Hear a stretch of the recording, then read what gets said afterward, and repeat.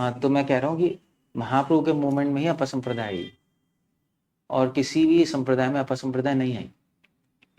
उसका कारण था कि महाप्रभु ने जो फिलॉसफी दी है, रस रस विचार में लेके आ गए ना सीधा, उसमें आराम से अपसंप्रदाय आ सकती है।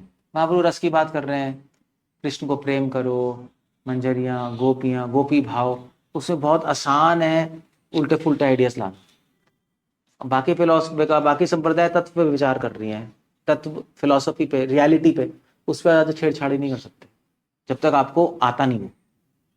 यहाँ तो कोई भी छेड़ा जाए, पंजाबी भी आ जाएगा, कहेगा अरे हाँ हमारे का नहीं है, नाला है, वो कहेगा हमारे बिहारी हैं। वो तो इसमें तो कुछ भी कर लो, क्योंकि बेस ही नहीं है ना यहाँ पर तो कुछ, यहाँ तो पूरे भाव है, इसलिए अपसंप्रदाय पता है। और परशुराम स्वामी लिख रहे हैं कि महाप्रभु को पता था है कि जब बहुत हाई टॉपिक होता है उसमें डिविजन आना बहुत आसान है, क्योंकि नीचे के लोग समझते नहीं ना।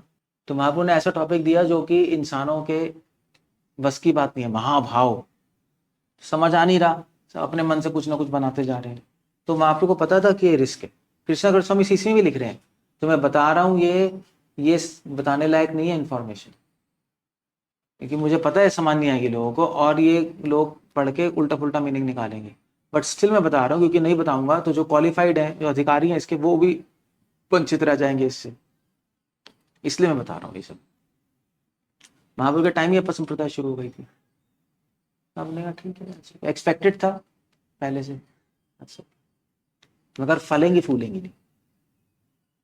मेन ब्रांच फलेगी प्रभुपाद की, जो सही था वो आगे। जैसे शंकरा संप्रदाय होती है, शंकरा संप्रदाय, मायावादी संप्रदाय, उसमें तो काफी सारे फिर अपसंप्रदाय आ सकती है कि नहीं आ सकती है ना?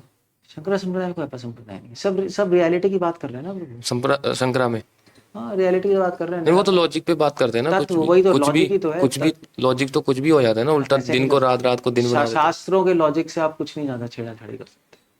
अपसंप्रदाय नहीं आ सकती वहां। अपसंप्रदाय मतलब संप्रदाय को छोड़ के, संप्रदाय के मैसेज को छोड़ के कुछ और ही मैसेज बना दिया, स्टैम्प संप्रदाय का है, वो नहीं हो सकता। क्योंकि वहां पे किसी को करने के लिए पहले बहुत शास्त्र पढ़ने पड़ेंगे, स्कॉलर बनना पड़ेगा, समझ ही नहीं आएगा बोल क्या रहे हैं। यहां पर ऐसा लग रहा है समझ आ रहा है, राधा कन्हैया, प्रेम, होंठ, आंख, मगर एक्चुअली समझ नहीं आ रहा क्योंकि बहुत हाई है। तो यहाँ पे कुछ भी कर सकते हो आप। वहां कैसे करोगे कि ना संस्कृत आती ना शास्त्र। वो कहेगा शंकर संप्रदाय में किसी को अपसंप्रदाय लानी है, तो कहेगा भैया तू पहले संस्कृत तो सीख 12 साल, फिर शास्त्र पढ़, तब जाकर तुझे पता लगेगा करना क्या है, डिबेट कैसे करना है तब पता लगेगा। कहा टाइम ही नहीं है मेरे पास। भैया आप महान हो, आप करते रहो, यहाँ ओपन है, नाचो गाओ, भजो गौरंग को, लोहू गुरुंग को, बस करते रहो और कुछ भी बना दो। तो यहाँ इसलिए इसलिए पंगा है। रस विचार है हमारा, रस विचार में अपसंप्रदाय आ सकते हैं, तत्व विचार में अपसंप्रदाय लाना बहुत मुश्किल। तो एक और क्वेश्चन है कि जैसे जैसे शंकरा संप्रदाय जो है, उसके बाद मध्वा संप्रदाय ने पूरा मायावाद काट दिया, तत्व लेके आए पूरा, तो रस तो था ही नहीं, जो कि चैतन्य महाप्रभु रस लेके आए। था, मगर मध्वाचार्य जी ने रस दिया है, यही तो बात है। नहीं नहीं, अच्छा मगर उन्होंने फिलॉसफी में बोला नहीं। अच्छा। ये कनक दास, पुरंदर दास, इतने भजन है, पूरा रस ही रस है, हम्म। मगर मध्वाचार्य ने अपनी फिलॉसफी में उसको शब्दों में नहीं बताया। तभी महाप्रभु ने बोला जो मध्वाचार्य ने दिया है तुम भूल गए हो, क्योंकि वो शब्दों में नहीं रखा, तुमने फोकस ही नहीं किया उस पर। अब जो उन्होंने दिया है मैं उसको शब्दों में बता रहा हूं। रस और प्रेम देख लो उनके सॉन्ग्स में है, जाओ। तो उन्होंने कहा मैं वहीं से निकाल के बता रहा हूँ, वही वही दे रहे हैं, मगर तुम नहीं देख पाए, मैं दिखा रहा हूँ वहां पे है। उन्होंने दे दिया, अपडेट कर दिया। ये सुबह हम बात कर रहे थे कि मध्व संप्रदाय ने रस के ऊपर थोड़ा चर्चा कम की, जिसकी वजह से चर्चा कम की, वही तो मैं कह रहा हूँ, चर्चा कम की है, वहां पे तत्व पे चर्चा की है।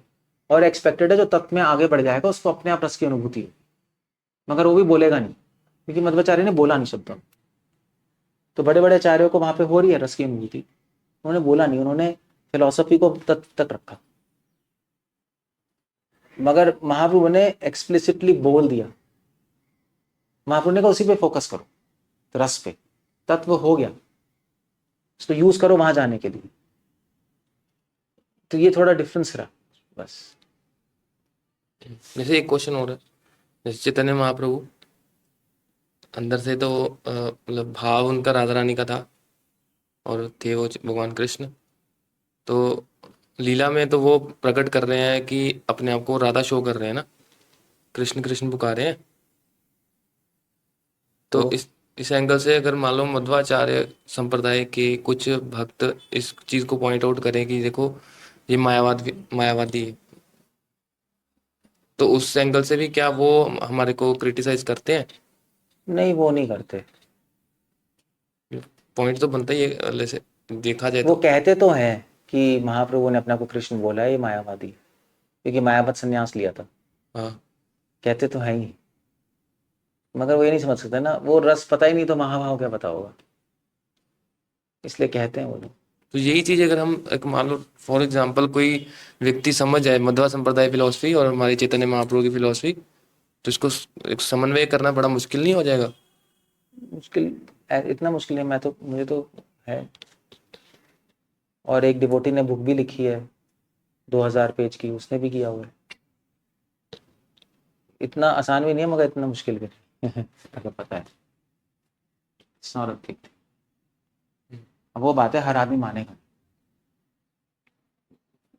बस ये